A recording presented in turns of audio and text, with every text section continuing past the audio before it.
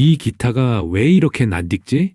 쓰레기를 버리러 나갔던 공기철은 골목 한쪽에 쌓인 폐기물 더미 앞에서 발걸음을 멈췄습니다.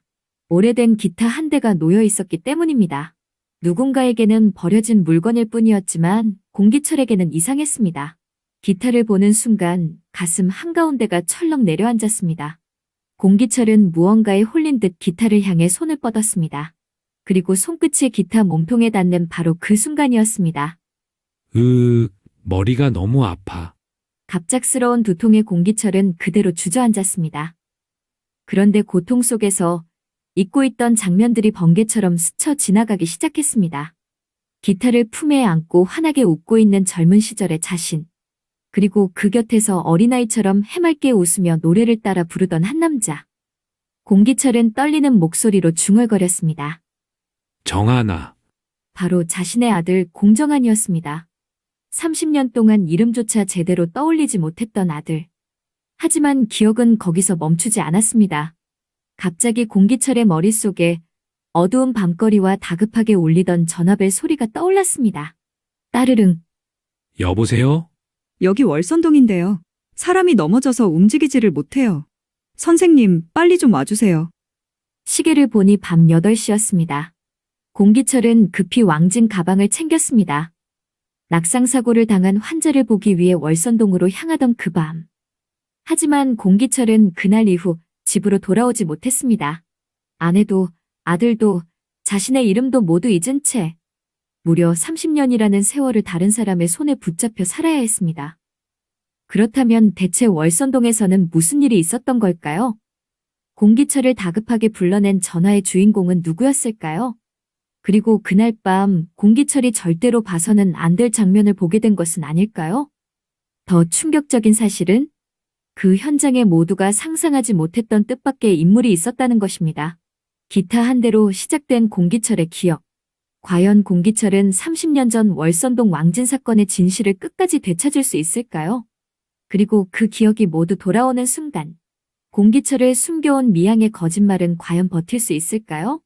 구독과 좋아요 눌러주시고요. 지금 시작합니다. 멀쩡한 기타를 누가 왜 버린 거지? 쓰레기 봉투를 내려놓던 공기철의 시선이 골목 한편에 멈췄습니다. 공기철은 저도 모르게 기타 쪽으로 걸음을 옮겼습니다. 손끝이 기타 목에 닿으려던 바로 그 순간 머릿속을 송곳으로 찌르는 듯한 고통이 밀려왔습니다.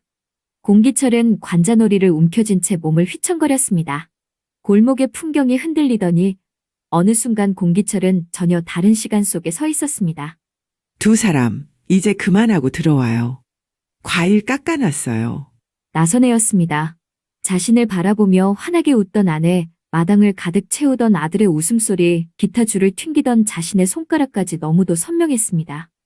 선혜야, 정하나. 공기철의 눈가가 젖는 순간 다시 머리를 찢는 듯한 두통이 밀려왔습니다. 정신을 차렸을 때 공기철은 차가운 골목바닥에 주저앉아 있었습니다. 무엇을 떠올린 건지조차 확신할 수 없었지만 가슴은 이상하리만큼 먹먹했습니다. 공기철은 떨리는 손으로 기타를 집어들었습니다. 이 물건만큼은 놓치면 안 된다는 생각이 들었습니다. 마치 자신이 잃어버린 삶의 조각을 안고 가는 것처럼 공기철은 기타를 품에 안고 골방으로 돌아왔습니다. 방 안의 시계는 정확히 8시 30분을 가리키고 있었습니다. 그때 미양의 목소리가 떠올랐습니다. 오빠, 내가 없더라도 시간 맞춰서 꼭 약 먹어. 그래야 기억이 돌아오지. 하루라도 빼먹으면 안 돼. 공기철은 그 말을 믿었습니다. 지난 30년 동안 하루도 빠짐없이 밤 8시 30분이면 약을 삼켰습니다. 언젠가는 자신의 이름도 가족도 잃어버린 과거도 다시 떠올릴 수 있을 거라 믿었기 때문입니다.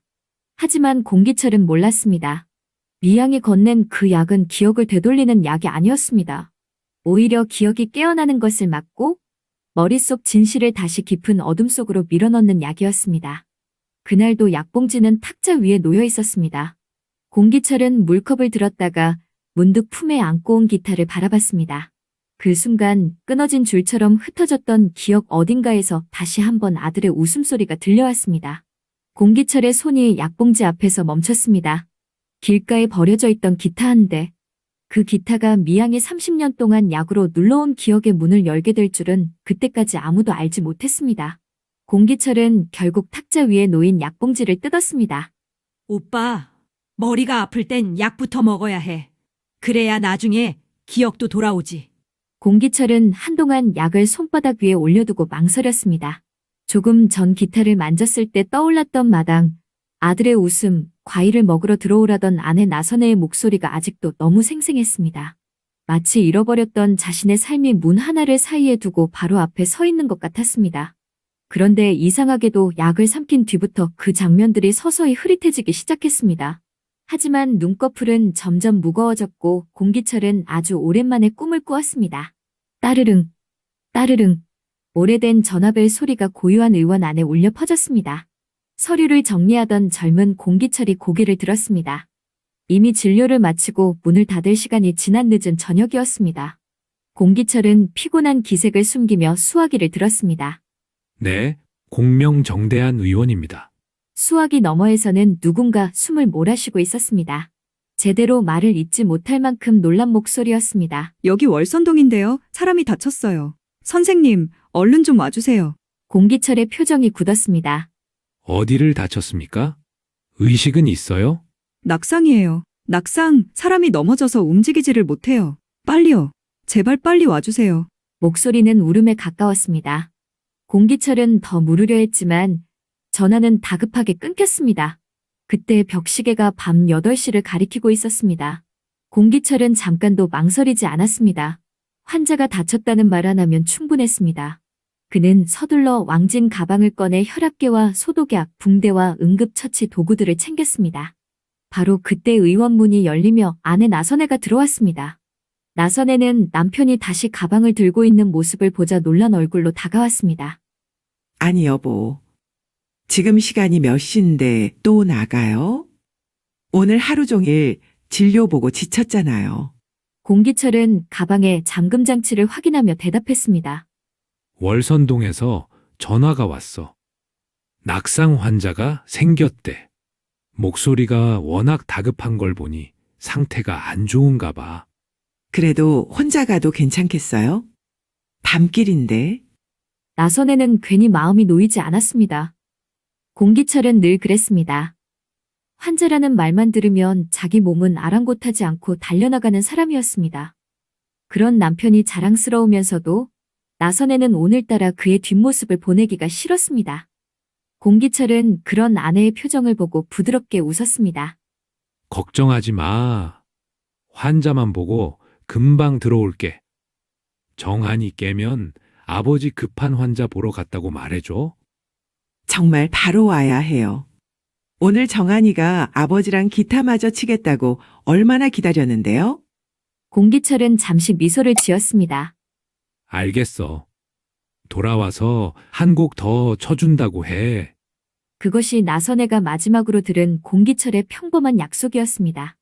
금방 돌아오겠다던 공기철은 그날 밤 이후 집으로 돌아오지 못했습니다. 기타를 치며 웃던 아들도 남편을 기다리던 아내도 자신의 이름조차도 기억하지 못한 채 30년이라는 시간을 잃어버렸습니다.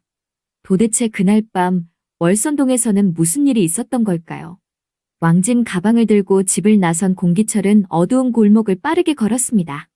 월선동은 의원에서 아주 멀지는 않았지만 가로등이 듬성듬성 놓인 언덕길과 비탈진 골목이 이어지는 곳이었습니다. 전화를 건 사람은 주소를 제대로 말하지 못했습니다. 다만 월선동 오래된 우물터 근처 계단 아래쪽이라는 말만 겨우 남겼습니다. 공기철은 골목 입구에 도착하자 주변을 두리번거렸습니다. 환자분? 어디 계십니까? 전화하신 분 계세요? 아무런 대답도 돌아오지 않았습니다. 그런데 그때 조금 떨어진 담벼락 옆에서 흐느끼는 소리가 들렸습니다. 공기철은 소리가 나는 쪽으로 다가갔다가 그대로 발을 멈췄습니다. 가로등 아래 쪼그려 앉아 어깨를 떨고 있는 사람은 다름 아닌 구인옥이었습니다. 평소 온정시장에서 밝은 얼굴로 인사를 나누던 구인옥은 그날만큼은 완전히 다른 사람이 되어 있었습니다. 머리는 흐트러져 있었고 옷자락은 잡아당겨진 듯 구겨져 있었습니다.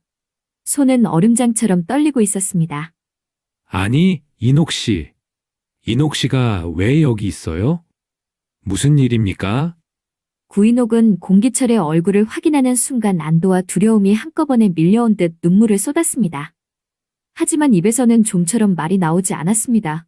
선생님, 저는 정말 괜찮아요. 숨부터 고르세요. 다친 데는 없습니까? 공기철은 서둘러 자신의 겉옷을 벗어 구인옥의 어깨에 걸쳐주었습니다. 구인옥은 그 옷깃을 두 손으로 붙잡은 채 온몸을 떨었습니다. 사실 조금 전 구인옥은 이 골목에서 끔찍한 일을 겪고 있었습니다. 구인옥이 집으로 돌아가던 길, 술에 취한 남자 하나가 비틀거리며 그녀를 막아섰습니다. 처음에는 길을 묻는 줄 알았습니다. 그러나 남자는 술 냄새를 풍기며 구인옥의 팔목을 낚아챘고 놓아달라는 말에도 오히려 더 거칠게 밀어붙였습니다. 그 남자는 미양의 남편이었습니다. 이거나요. 왜 이러세요? 사람 부를 거예요. 구인옥이 있는 힘껏 손을 뿌리치려 했지만 술에 취한 남자의 힘은 거칠었습니다. 그때 골목 끝에서 누군가 두 사람을 발견했습니다. 미양이었습니다. 미양은 남편이 구인옥의 팔을 붙잡고 강제로 끌어당기는 모습을 보는 순간 얼굴이 새하얗게 질렸습니다.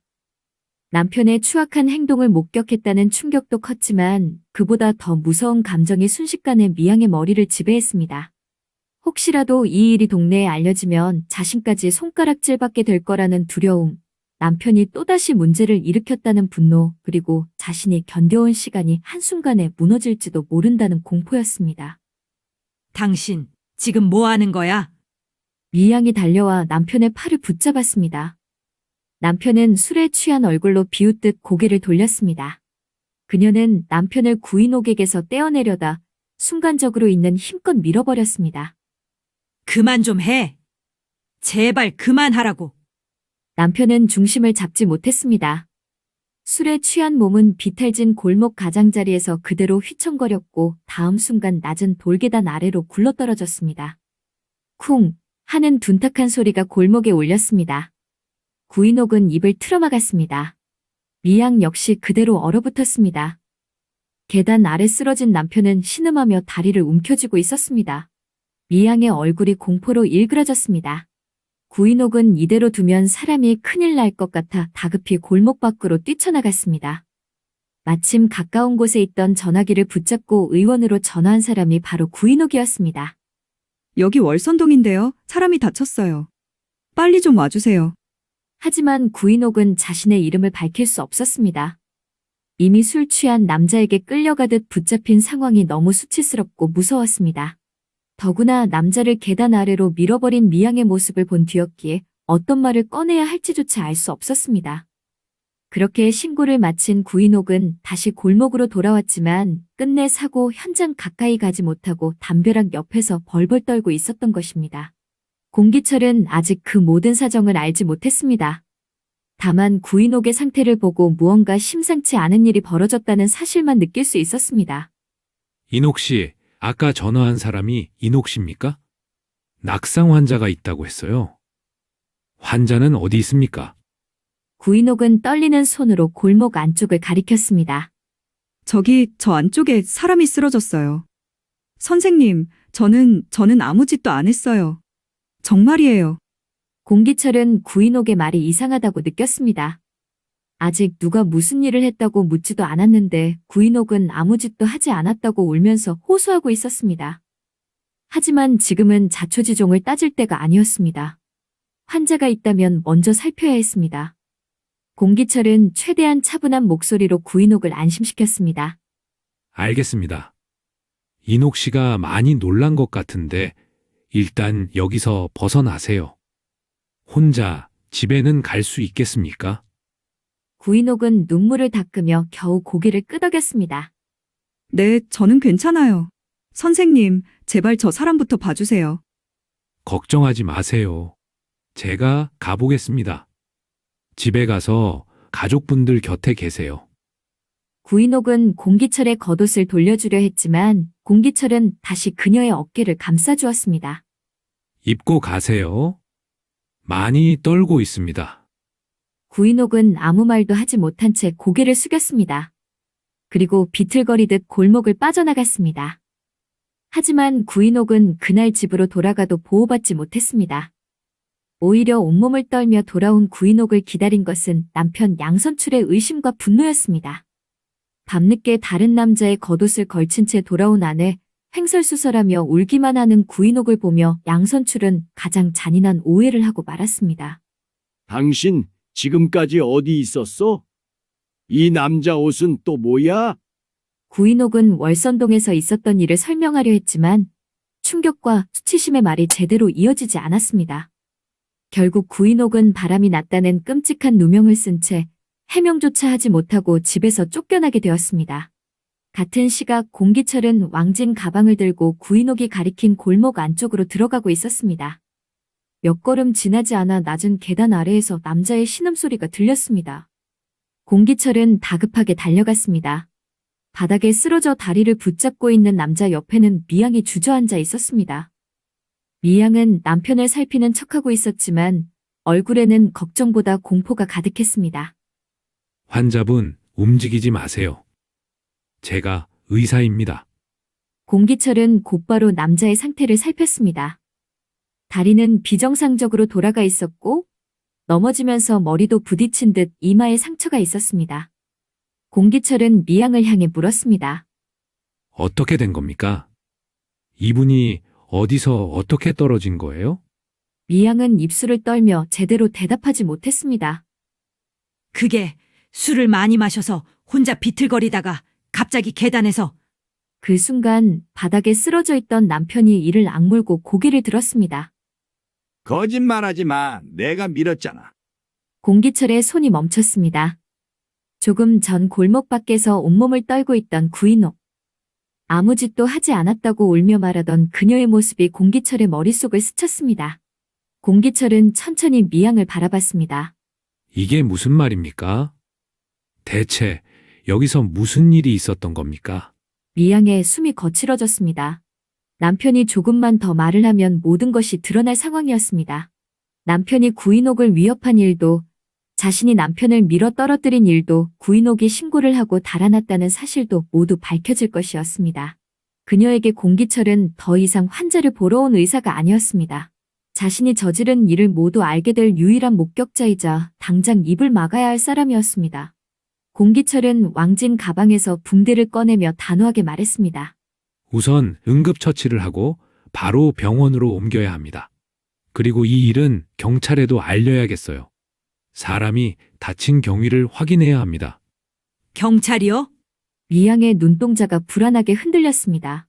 네. 단순 낙상이 아니라 누군가 밀었다는 말이 나왔습니다. 진실은 확인해야 합니다. 그 말이 끝나는 순간 미양은 더 이상 물러날 곳이 없다는 것을 깨달았습니다. 공기철은 환자의 다리를 고정하기 위해 몸을 숙였습니다. 바로 그때였습니다. 미양은 근처에 굴러있던 단단한 나무 막대기를 떨리는 손으로 집어들었습니다. 둔탁한 소리와 함께 공기철의 머리가 크게 흔들렸습니다. 공기철은 한순간 무슨 일이 벌어진 것인지조차 이해하지 못한 채 바닥에 쓰러졌습니다. 손에 들고 있던 붕대와 왕진 가방이 골목바닥에 흩어졌습니다. 공기철은 흐려지는 의식 속에서도 미양의 얼굴을 보았습니다. 방금 전까지 겁에 질려 떨던 미양은 이제 울음과 광기가 뒤섞인 얼굴로 막대기를 움켜쥐고 있었습니다. 선생님이 아무것도 못 봤으면 됐잖아요. 왜 하필 여기까지 와서 왜 자꾸 물어요? 공기철은 일어나려 했지만 몸이 말을 듣지 않았습니다. 그의 머릿속에는 집에서 기다리고 있을 나선혜와 아들 공정한의 얼굴이 어른거렸습니다. 그러나 공기철의 시야는 점점 어두워졌습니다. 마지막으로 들린 것은 바닥에 쓰러진 미양의 남편이 고통 속에서 신음하는 소리와 숨을 몰아쉬며 울고 있는 미양의 목소리였습니다.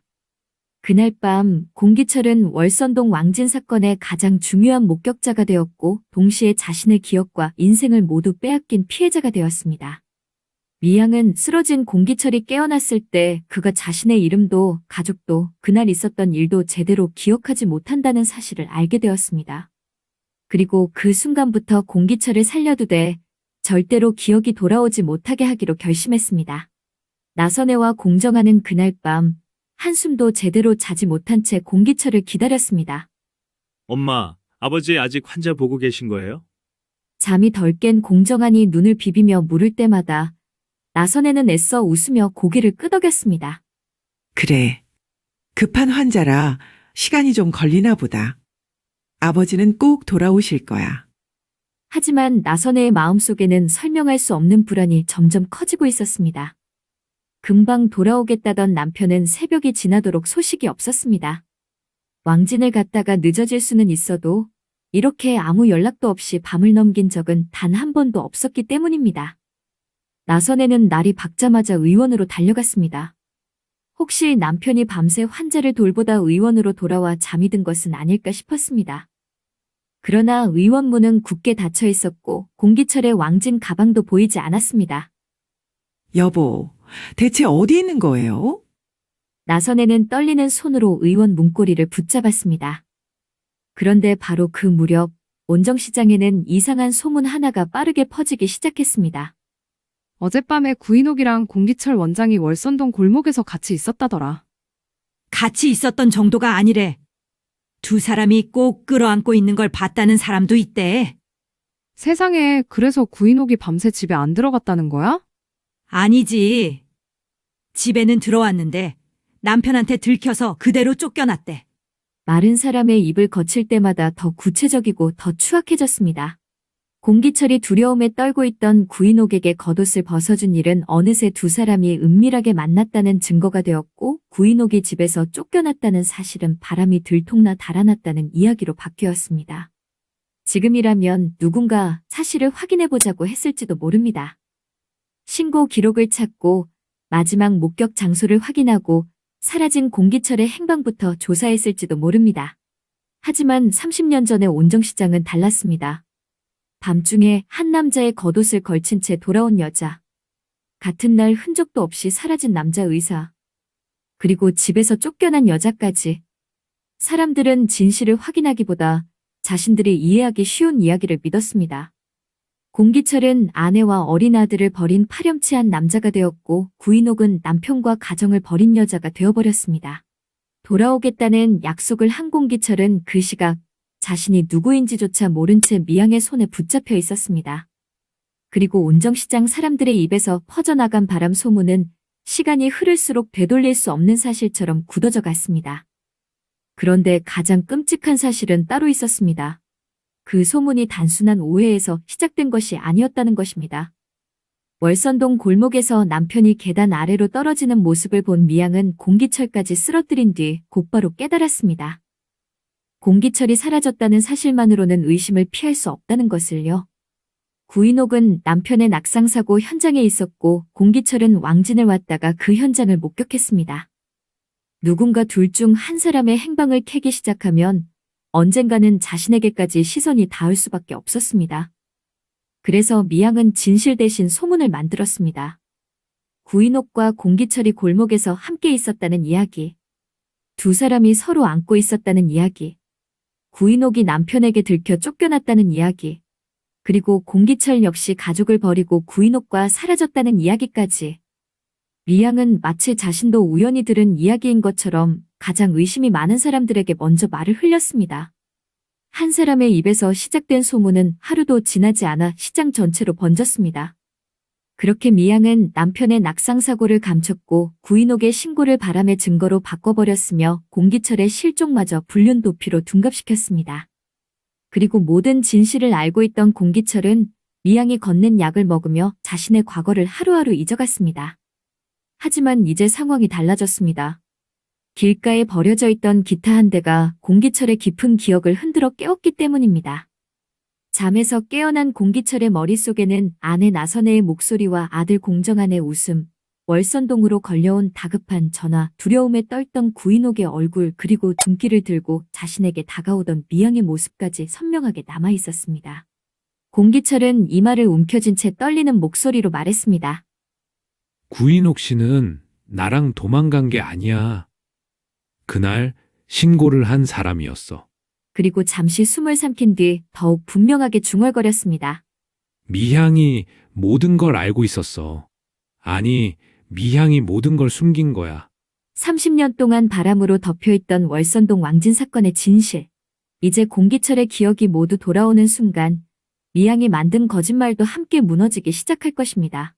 과연 공기철은 끝까지 기억을 되찾아 나선혜와 공정한 그리고 구인옥이 떠안고 살아온 30년의 누명을 벗겨낼 수 있을까요? 그리고 자신이 숨겨온 진실이 깨어나고 있다는 사실을 알게 된 미양은 또 어떤 끔찍한 선택을 하게 될까요? 오늘 이야기는 여기까지입니다. 영상이 마음에 드셨다면 구독과 좋아요 꼭 부탁드립니다. 오늘도 시청해주셔서 고맙습니다.